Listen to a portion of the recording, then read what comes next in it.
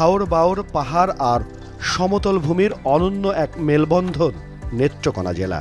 জেলার বড় একটি অংশ জুড়ে রয়েছে হাওর অঞ্চল। কৃষি এখানকার মানুষের প্রধান পেশা। প্রাকৃতিক সম্পদ আর পর্যটন শিল্পের অপার সম্ভাবনা থাকলেও নাজুক যোগাযোগ ব্যবস্থা আর পরিকল্পনার অভাবে দীর্ঘদিনেও হয়নি এখানে কাঙ্ক্ষিত উন্নয়ন। 2810 বর্গ কিলোমিটার আয়তনের এই জেলায় আসন রয়েছে 5টি। ত্রয়োদশ সংসদ নির্বাচনে যারা প্রার্থী হয়েছেন তারা এ জেলার উন্নয়ন নিয়ে কী পরিকল্পনা করছেন, আর জনগণই বা তাদের এই আশ্বাসে কতটা ভরসা রাখতে পারবেন, তাই জানব আজকের ব্যালটে বাংলাদেশ অনুষ্ঠানে।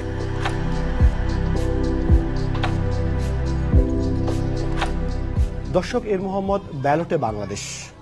আপনারা জানেন সামনে ত্রয়োদশ নির্বাচন এবং নির্বাচনকে ঘিরে সারা দেশে নির্বাচনী আমেজ তৈরি হয়েছে এবং তারই ধারাবাহিকতায় চ্যানেল 24-এর এই বিশেষ আয়োজন। আমরা আজকে রয়েছি নেত্রকোনায় এবং নেত্রকোনার মানুষের এবং নেত্রকোনার ভোটারের কথা শুনবো। নেত্রকোনার বিভিন্ন রাজনৈতিক দলের যারা প্রার্থীরা রয়েছেন তাদের কথা শুনবো। আপনারা জানেন যে এই নেত্রকোনায় 5টি সংসদীয় আসন এবং তার মধ্যে ভোটারই রয়েছে 20,44,000-এর উপরে এবং নারী ভোটার সংখ্যায় প্রায় 10 লাখের উপরে। আমরা পরিচয় করিয়ে দিতে চাই, আমাদের সাথে রয়েছেন জলি তালুকদার, নেত্রকোনা 4 আসনের প্রার্থী, বাংলাদেশ কমিউনিস্ট পার্টি ও দলের প্রেসিডিয়াম সদস্য। ধন্যবাদ আপনাকে। অধ্যাপক সাদেক আহমেদ হারিস আমির, বাংলাদেশ জামাত ইসলামী নেত্রকোনা, এবং ডক্টর আরিফা জেসমিন নাহিন, কেন্দ্রীয় কমিটির সদস্য, বিএনপি সাবেক সহসভাপতি ও জেলা বিএনপি নেত্রকোনা। প্রথমে আমি শুরু করতে চাই জলি তালুকদারকে দিয়েই। আপনি একটু যদি আমাকে বলেন যে এই নেত্রকোনার মূল সমস্যাগুলো কি কি? আপনি এখন পর্যন্ত, যেহেতু আপনি 4 আসনের প্রার্থী, এবং আপনি এই পর্যন্ত কোন কোন বিষয়গুলো নিয়ে আসলে কাজ করছেন কিংবা কোন কোন বিষয়গুলো খুবই সমস্যা নেত্রকোনা মানুষের জন্য? আপনাদেরকে ধন্যবাদ জানাচ্ছি কমিউনিস্ট পার্টির পক্ষ থেকে, কাস্তে মার্কার পক্ষ থেকে। প্রথমত আমি বলবো সমস্যা তো অনেক।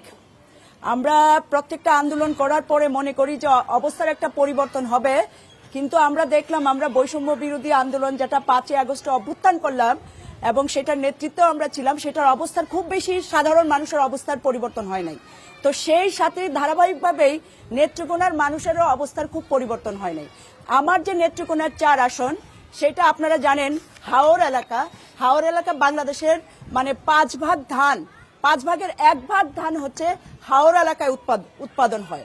তো সেই জায়গা থেকে হাওরের মানুষ ব্যাপকভাবে বঞ্চিত, কারণ হাওরের মূল সমস্যাটা হচ্ছে একটা তো যোগাযোগ ব্যবস্থা খুবই ব্যাকওয়ার্ড, এটা হচ্ছে শিক্ষা, স্বাস্থ্য এবং কর্মসংস্থান, এই জায়গাগুলো খুবই সমস্যা হাওর এলাকায়। এখন শিক্ষা, আপনারা জানেন হাওরের ছেলে মেয়েদেরকে শিক্ষা নিতে হলে কি কষ্ট করতে হয়, হাওরের যে ভৌগোলিক অবস্থান সেইটা সম্পর্কে যদি আপনারা জানেন। তো আরেকটা বিষয় হচ্ছে স্বাস্থ্য। হাওর এলাকায় কোনো মানুষ, এমন গ্রাম আছে খালিয়াজুড়িতে, মোহনগঞ্জে, যেখানে হচ্ছে যদি কোনো মানুষ অসুস্থ হয় কয়েক ঘন্টার মধ্যে সে কোনো হাসপাতাল পাবে না, কয়েক ঘন্টার মধ্যে কোনো চিকিৎসা পাবে না। মানে এই ধরনের একটা ব্যাকওয়ার্ড এলাকা। এই এখন এসে এই ধরনের ব্যাকওয়ার্ড অবস্থাটা কোনোভাবেই মানা যায় না। আরেকটা বিষয় হচ্ছে কর্মসংস্থান। হাওর যেহেতু একবার ফসল উৎপাদন হয় আপনারা জানেন, আর 6 মাস পানির উপরে থাকে, 6 মাস পানির নিচে থাকে, ফলে যেটা হয় যে হাওরে 6 মাস কাজ থাকে, কৃষিকাজে সবাই সম্পৃক্ত হয়, কিন্তু 6 মাস কোনো ধরনের কাজ থাকে না। যে সরকারি আসে তারা প্রতিশ্রুতি দেয়, কিন্তু কোনোবারেই তারা হচ্ছে প্রতিশ্রুতি রক্ষা করে না, কর্মসংস্থান করে না। উপরন্ত যে বিষয়টা আমি সিরিয়াসলি এখানে উল্লেখ করতে চাই, যে এখানে হচ্ছে আমার গত বছরের স্লোগান ছিল, 18 সালে যে নির্বাচন করেছিলাম সেখানে স্লোগান ছিল জাল যার জলাতার। আমরা দেখি যে আমাদের যে জলাশয়গুলো সব, আমাদের যে বিলগুলো সব ইজারা দিয়ে দেওয়া হয়, শুধু ক্ষমতার পরিবর্তন হয়। আগে যারা ক্ষমতায় ছিল, এখন আবার যারা নতুন ক্ষমতায় আসবে তাদের অবস্থার শুধু হাত বদল হয়েছে। আমরা জানি এটা সর্বত্র হয়েছে ব্যবসায়িক ক্ষেত্রে, এবং সেই জায়গাগুলো যে উন্মুক্ত করার যে লড়াইটা আমরা দীর্ঘদিন ধরে করছিলাম সেই জায়গাটায় আসে না। এবং হাওরের লোকজন দীর্ঘদিন ধরে হচ্ছে কোনো কারণেও 6টা মাস হাওরে মাছ মেরে খাবে সেই অবস্থা নাই। কারণ যে ইজারাদাররা তারা যে দৌরাত্ম্য দেখায়, তারা যে ধরনের প্রভাব খাটায়, সেখানে সাধারণ মানুষ, ধরেন হাওরে সাধারণ মানুষেরই জমি সব, তার জমিতে সে মাছ মারতে পারে না। ফলে এই ইজারা প্রথা বাতিল করাটা একটা গুরুত্বপূর্ণ বিষয়। এই 4টা পয়েন্ট আমি মনে করি খুবই গুরুত্বপূর্ণ এবং কৃষির ক্ষেত্রে সেটা আরো গুরুত্বের সাথে বিবেচনা করা উচিত। আপনি খুব গুরুত্বপূর্ণ 4টি কথা বলেছেন নেত্রকোনা উপলক্ষে। আমরা একটু কথা বলতে চাই অধ্যাপক সাদিক আহমেদ হারিস, তিনি আমির বাংলাদেশ জামাত ইসলামী নেত্রকোনা। আপনার কাছে ছোট করে জানতে চাই, যেহেতু আপা বললেন 4টি সমস্যার কথা উল্লেখ করেছেন এবং কৃষির কথাও বলেছেন, আপনার কাছে কোন বিষয়গুলো খুবই গুরুত্বপূর্ণ যদি আমাদেরকে একটু ছোট করে বলেন। ধন্যবাদ। আমি নেত্রকোনা একজন দায়িত্বশীল হিসেবে আমি যে সমস্যাগুলো দেখছি, এখানে যানজট একটা প্রকট সমস্যা জেলা শহরে বিশেষ করে।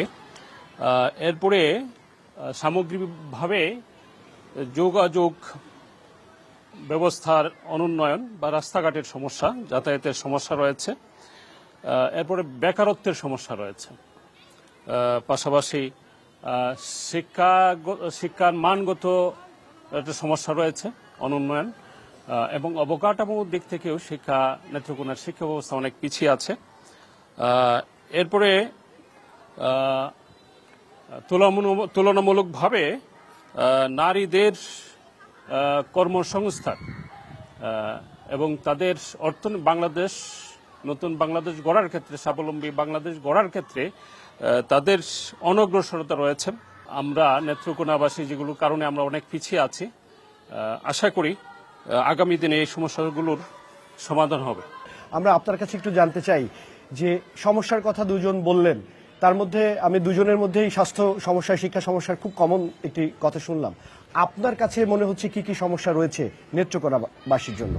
অনেক সমস্যা রয়েছে, তার মধ্যে উল্লেখযোগ্য যে বিষয়গুলি আমি বলতে চাচ্ছি তার মধ্যে আছে যাতায়াত ব্যবস্থা, যেটা অবকাঠামোগত উন্নয়ন হয়নি, এই অবকাঠামোর উন্নয়ন প্রয়োজন। তারপর কৃষি খাতে অনেক অনুন্নত রয়েছে, এটাতে কৃষি খাতে আরো অনেক বেশি বিজ্ঞানসম্মত আধুনিক যন্ত্রপাতি দিয়ে কৃষির উন্নয়নের জন্য কাজ করা উচিত। তারপর যেটা রয়েছে নারীদের যে ব্যবস্থা, নারী শিক্ষা উপরন্তু শুধু নারী শিক্ষাই নয়, শিক্ষার যে স্কুল কলেজ অপ্রতুল রয়েছে, আরো অনেক বেশি স্কুল কলেজ মসজিদ মাদ্রাসা এগুলি আরো বেশি প্রয়োজন।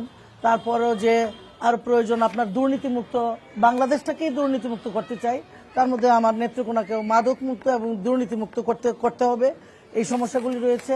আরো অনেক সমস্যা যেগুলি রয়েছে আমরা জানি যে কৃষিক্ষেত্রে যে সেচের ব্যবস্থা, পানির ব্যবস্থা, সেগুলিরও আধুনিকীকরণ করতে হবে।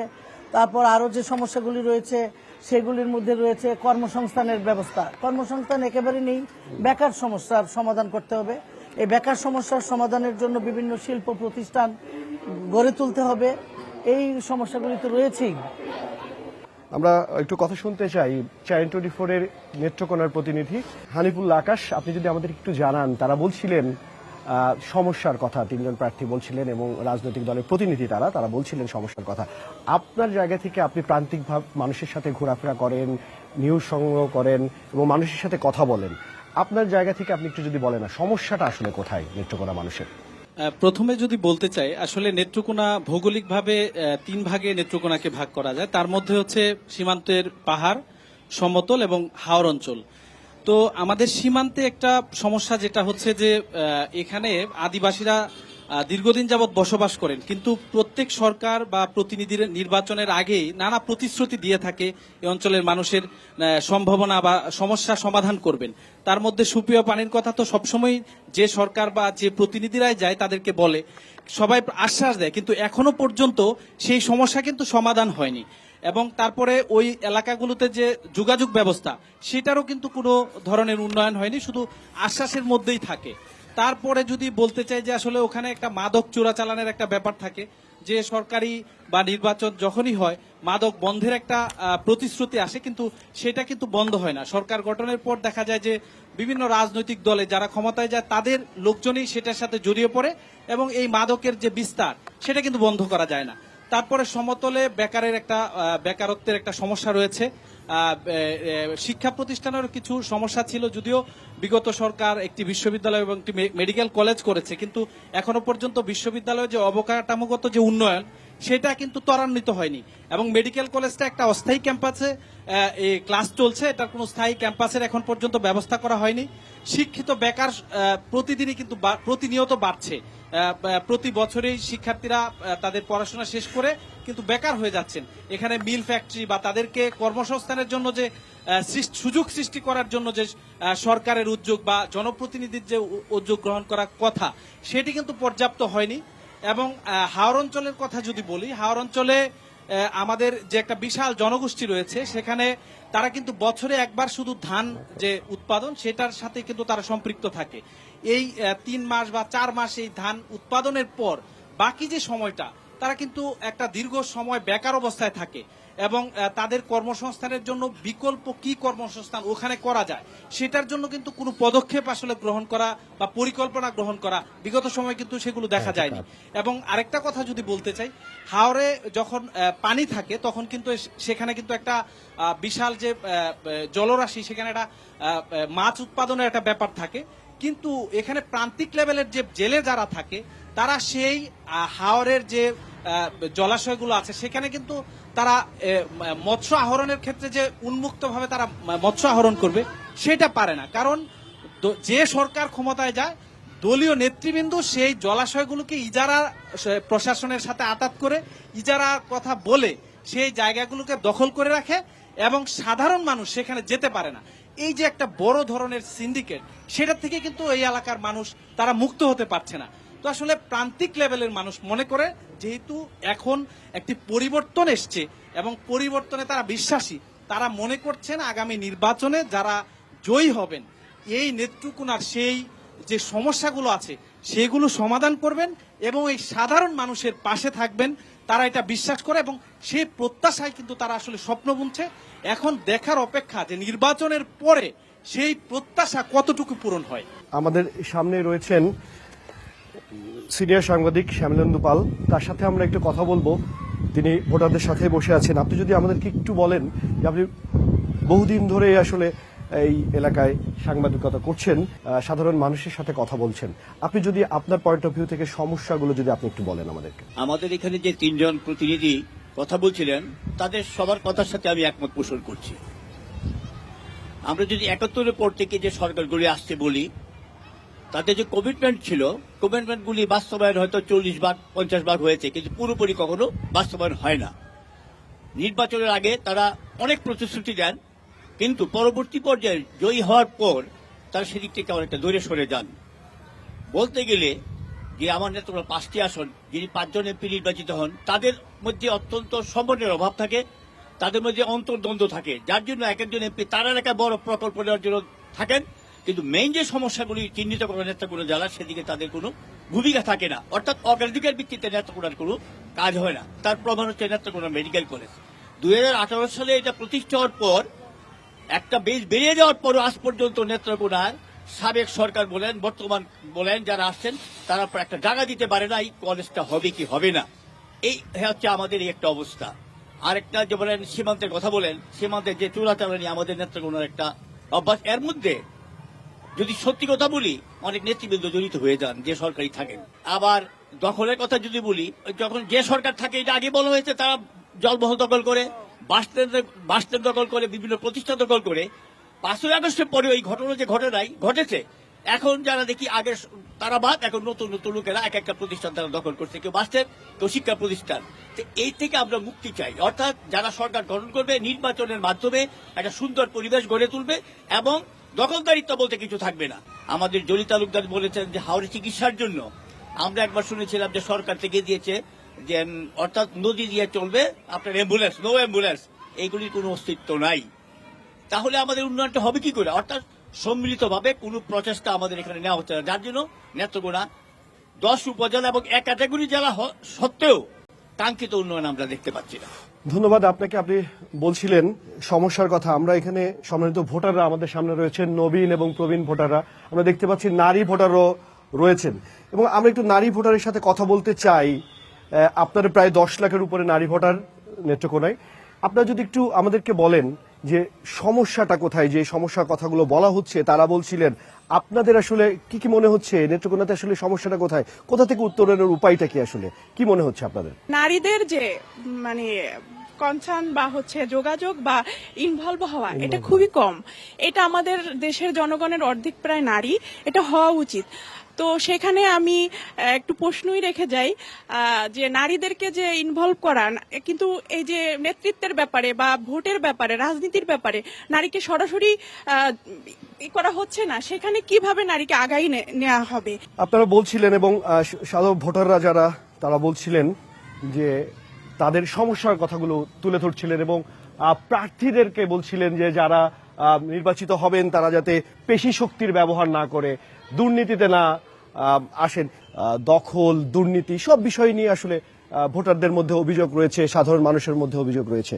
আমি একটু প্রথমে জলি তালুকদারের কাছে যেতে চাই, একটু যদি বলেন যে আপনারা সমস্যার কথা বললেন, সমস্যা উত্তরণ কিভাবে করবেন? দেখেন, এটা তো আমাদের দেশের জন্য একটা দুর্ভাগ্য যে যতবার সমস্যা উত্তরণের জন্য পদক্ষেপ নেওয়া হয় ততবারই রাজনৈতিক দলগুলো এবং বিভিন্ন চক্র সেটাকে ব্যাহত করে। যেমন ধরেন, আমরা গণঅভ্যুত্থান করেছি ভোটাধিকার গণতন্ত্রের জন্য। এখন ভোটাধিকার যদি প্রয়োগ না করতে পারে, মানুষের মনে এই সন্দেহটা, আমার এলাকায় আর কি লোকজনের মধ্যে ব্যাপকভাবে এই সন্দেহটা আছে যে আমরা নির্বাচনটা করতে পারবো কিনা, ভালোভাবে করতে পারবো কিনা। তার মূল কারণ কি? তার মূল কারণ হচ্ছে টাকার খেলা, পেশি শক্তি, প্রশাসনিক কারসাজি। এই তিনটা যদি থাকে একটা ভালো ভোট হওয়া সম্ভব না। ফলে আমি আমার দিক থেকে কাস্তে মার্কার প্রার্থী হিসাবে আমি একটা কথা স্পষ্ট করে বলতে চাই যে প্রশাসনিক কারসাজি এবং এই তিনটা খেলা যদি থাকে, আমি সত্যি সত্যি প্রশাসনের কাছে 10 ট্রাক জনতা নিয়ে গিয়ে ঘেরাও করব আমি, এবং ঘেরাও করে যেন প্রশাসনিক কারসাজি মুক্ত, টাকার খেলা, পেশিযুক্ত মুক্ত একটা নির্বাচন হয়, সেটার জন্য আন্দোলন অব্যাহত রাখবো। আর হচ্ছে যে সমস্যাগুলোর আমি কথা বলেছি, বিশেষ করে হাওর এলাকা, এই সমস্যার সমাধান করা সহজ। সহজ মানে আপনার এত টাকা লুটপাট হয়, আপনি দেখলেন যে গত মানে শেখ হাসিনার স্বৈরাচারী সরকারের আমলে অন্তত পক্ষে 33 লক্ষ কোটি টাকা পাচার হয়ে গেছে। এই এরা যারা নতুন, যাদেরকে আমরা একটু ভরসা করেছিলাম, সেই সব ছেলে মেয়েরা ক্ষমতায় এসে দেখলেন চোখের সামনে 2 বছরে যারা নিম্ন মধ্যবিত্ত পরিবারের ছেলে ছিল হাজার হাজার শত শত কোটি টাকার মানে মালিক হয়ে গেছে। এইগুলো বন্ধ করে দিলেই আমার হাওরের যে জনগোষ্ঠী, আমার পুরো হাওর এলাকার যে জনগোষ্ঠী, সেইখানে তাদের জন্য প্রত্যেকটা জিনিস করা যাবে। বিশেষ করে হচ্ছে কর্মসংস্থান করা যাবে, শিক্ষার ব্যবস্থা করা যাবে, চিকিৎসার ব্যবস্থা করা যাবে, এবং এই জায়গাগুলো করা খুবই সহজ। আর ধানের বিষয়টা আপনারা জানেন, হাওর এলাকায় ধান হয়, কৃষকদের যে সাপোর্টটা দেওয়া দরকার, কৃষকদের উপর তো আরো জুলুম নির্যাতন বাড়তেছে, সারের দাম বেড়ে যাচ্ছে, কৃষকের ফসলের ন্যায্য দাম পায় না, এবং এই জায়গাগুলো হচ্ছে আমি মানে গড়ে তোলার চেষ্টা করব, কৃষক যেন ন্যায্য দাম পায় এই জায়গাগুলো। কিভাবে আপনি যেমন বলছিলেন, এটা কিন্তু সবাই বলছে, প্রার্থীরা বলছে যে আমরা গড়ে তোলার চেষ্টা করব, কেন মানে এটা কিভাবে করবেন? আমি যদি নির্বাচিত হই আমি ডেফিনেটলি এগুলো করতে পারবো, কারণ আমার এখন পর্যন্ত যে এক্সপেরিয়েন্স, আমার বিজয়ের এক্সপেরিয়েন্স আছে বেশি।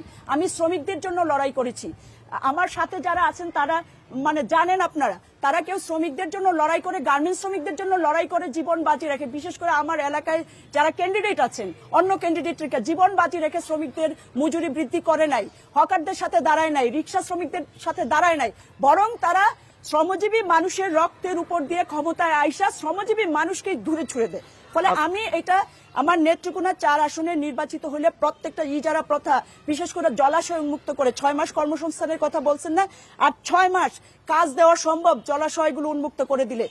মাছ থেকেই তারা হচ্ছে একটা জনগোষ্ঠী হচ্ছে অনেক টাকা অর্জন করতে পারে, বা তাদের কর্মসংস্থান একটা হইতে পারে। আর আরো অনেকগুলো পদক্ষেপ আমি নিতে চাই। আমরা একটু কথা বলতে চাই ডক্টর আরিফা জেসমিন নাহিনের সাথে। একটু যদি আপনি বলেন, বড় দলগুলোর ক্ষেত্রে এই ধরনের অভিযোগ থাকে, আমরা দেখে থাকি, এবং আপনি যেহেতু একটি বড় দলের প্রতিনিধিত্ব করছেন, এবং একটু যদি আমাদেরকে বিষয়টা জানান, যেমন তিনি বলছিলেন নির্বাচন হবে কি হবে না সেটার বিষয় নিয়ে আলোচনা হচ্ছিল, এবং নির্বাচনী পরবর্তী সময়ে যারা প্রার্থীরা এখানে জিতবেন, ভোটাররা যাদেরকে ভোট দিয়ে মনোনীত করবেন, তারা কি আসলে কাজ করতে পারবেন কিনা? আমার দল বৃহৎ দল বিএনপি, এ কথা সঠিক বলেছেন। এখন আমার দলেরও পরিকল্পনাও রয়েছে। আপনারা জানেন যে বিএনপি ইতিমধ্যেই দেশ গড়ার পরিকল্পনা নিয়ে, আমরা যেমন ধরুন এখানে কৃষকদের কথা উঠে এসেছে, তা আমরা এখানে বাংলাদেশের কৃষকদের ভাগ্য উন্নয়নে একটা পরিকল্পনা করেছি। সেই পরিকল্পনা কিভাবে বাস্তবায়ন করব এটার মধ্যে এখানে উল্লেখ আছে। সেটা হলো ন্যায্য মূল্যে সার দিব, বীজ, কীটনাশক, সরকারি ভর্তুকি এবং প্রণোদনা আমরা সেটা প্রদান করব। স্বল্প মূল্যে কৃষি যন্ত্রপাতি সুবিধা দিব এবং স্বল্প ব্যয়ে সেচ সুবিধা দিব। এটা আমাদের পরিকল্পনা। এবং আরো আছে, সহজ শর্তে আমরা ঋণ দিব, কৃষি বীমার সুবিধা দিব, ন্যায্য মূল্যে কৃষি পণ্য বিক্রয়ের সুবিধা দিব। এবং আমরা যেটা করব, আরো কৃষি বিষয়ক প্রশিক্ষণ, মোবাইলে আবহাওয়া এবং বাজার তথ্য এগুলি আমরা প্রদান করব এবং মোবাইলে ফসলের চিকিৎসা সুবিধা প্রদান করব। এগুলি আমাদের কমিটমেন্ট, পরিকল্পনা। আমরা শুধু স্বপ্ন দেখি না, এই পরিকল্পনা করেছি। এই পরিকল্পনা অনুসারে বিএনপি এগুলি বাস্তবায়ন করবে এবং মৎস্য চাষী, প্রাণী সম্পদ খামারিরাও কৃষক কার্ডের সুবিধা পাবেন। এটা হলো আমাদের কৃষি পরিকল্পনা। এরপরে আরো কয়েকটা পরিকল্পনা রয়েছে, সেটা হলো আমরা দুর্নীতিমুক্ত বাংলাদেশ গড়ব। এটা হলো আমাদের প্রথম এবং প্রধান পদক্ষেপ। দুর্নীতি যদি না প্রতিরোধ করা যায়, তাহলে আপনি যত পরিকল্পনাই করেন, সেই দুর্নীতিগ্রস্তরা, সেই টাকা পাচার হবে, লুটপাট হবে। সেই বললেন যে দুর্নীতিকে যদি আমরা দমন না করতে পারি, তাহলে আমাদের উন্নয়ন অসম্ভব। দুর্নীতির বিষয়টি যেটি সাধারণ মানুষ এবং ভোটাররা আশা করেন আপনাদের কাছ থেকে, প্রার্থীরা যাতে নির্বাচনে জয়লাভ করার পরে যাতে দুর্নীতিগ্রস্ত না হয়, সেই বিষয়টি আপনি বলেছেন।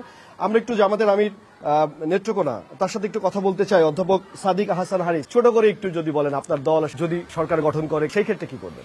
আমরা আসলে স্বাধীনতার 54 বছরে আমরা বিভিন্ন সময়ে যারা নির্বাচিত হয়েছে তাদের কাছে আমরা চমক অনেক অঙ্গীকার আমরা শুনেছি, কিন্তু পরে আর এই অঙ্গীকার তারা বাস্তবায়ন করেননি। এটা হলো একটা বড় সমস্যা আমাদের জন্য।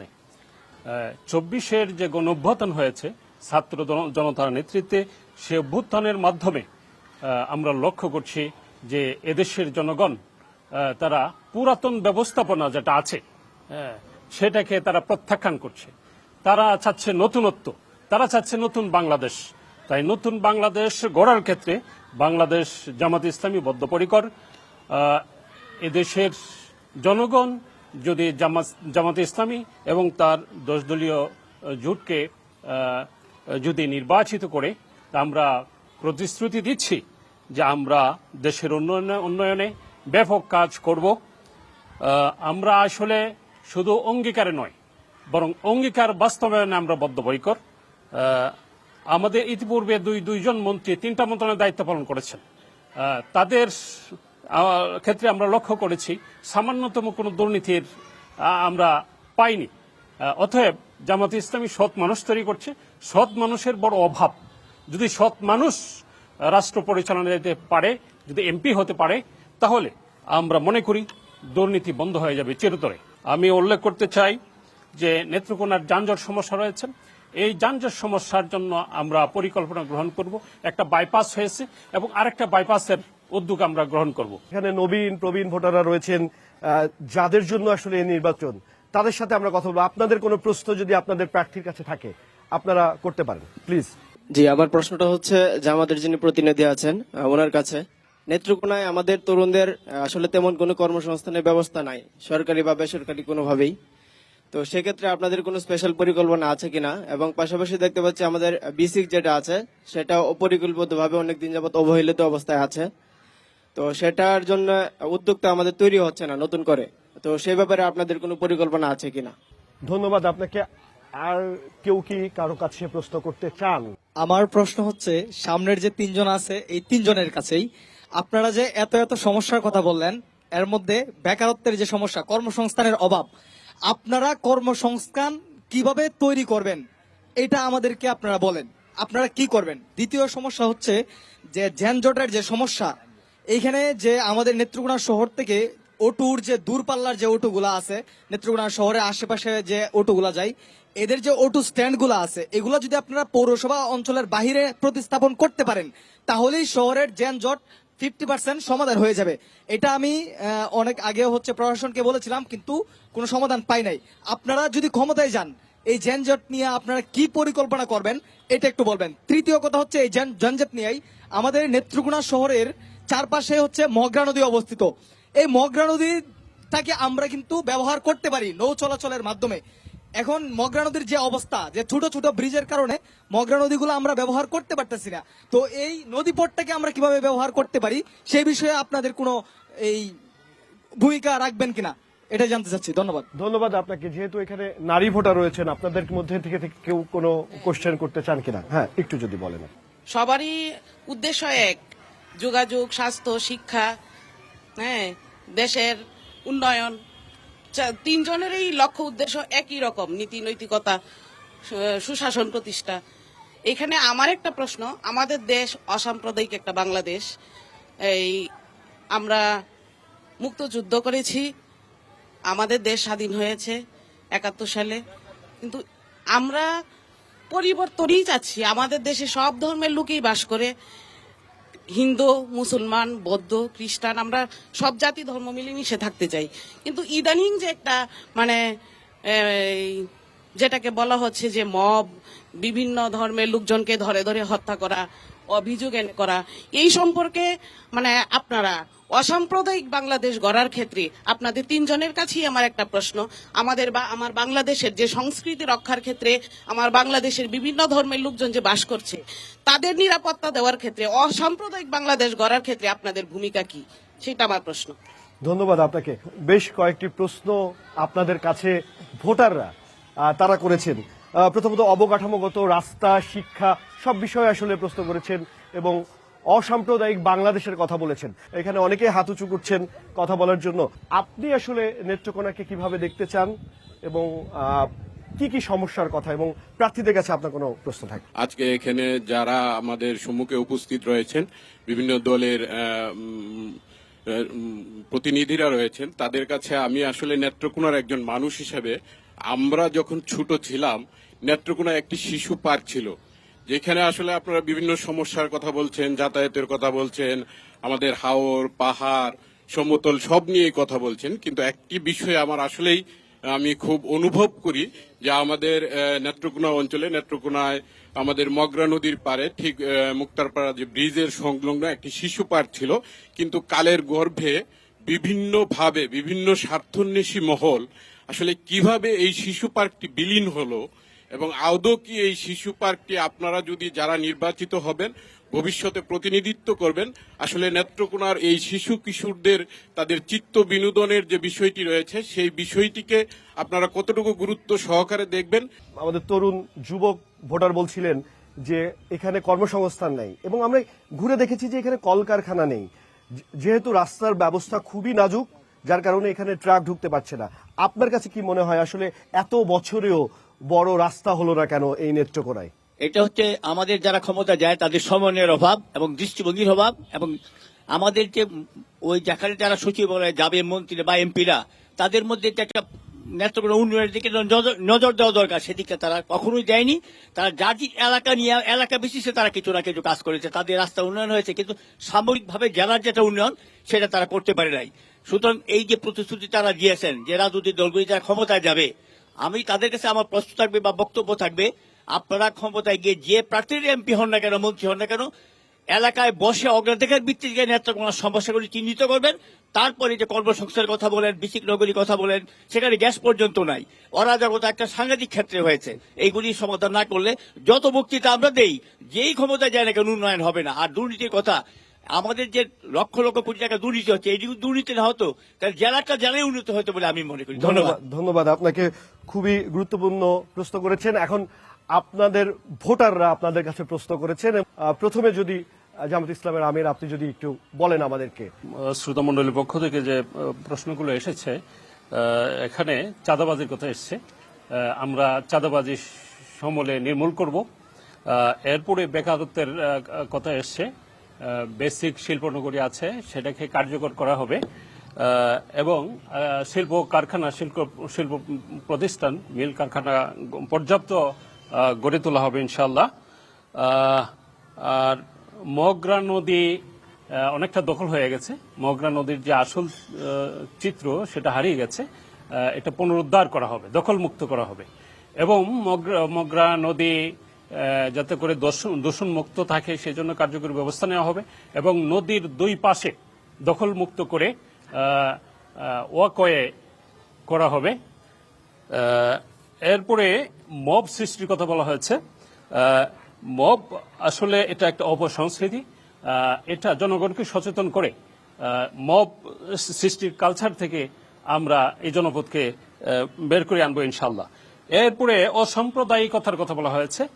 আমি নিশ্চয়তাতে বলতে পারি বাংলাদেশ জামাতে ইসলামী স্বাধীনতা উত্তর বা স্বাধীনতার পূর্ব আমরা কখনো দেখিনি যে জামাতে ইসলামী কখনো মব সৃষ্টি করেছে, বরং সবসময় মবের বিরুদ্ধে এবং অসাম্প্রদায়িকতার বিরুদ্ধে সাম্প্রদায়িকতার বিরুদ্ধে এবং অসাম্প্রদায়িক একটি সম্প্রীতি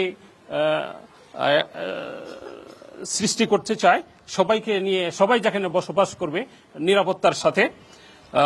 আমি নিশ্চয়তাতে বলতে পারি যে এই পর্যন্ত সংখ্যালঘু বলেন, অমুসলিম বলেন বা হিন্দু বলেন, কেউ বাংলাদেশ জামাত ইসলামীর হাতে বা জামাত ইসলামীর কারো দ্বারা নিগৃহীত হয়নি, নিষ্পেষিত হয়নি, তার জমি বাড়ি বা শারীরিকভাবে সে লাঞ্ছিত হয়নি। এটা আমি নিশ্চয়তা বলছি এবং আগামী দিনে ওই নিশ্চয়তা আমি দিচ্ছি।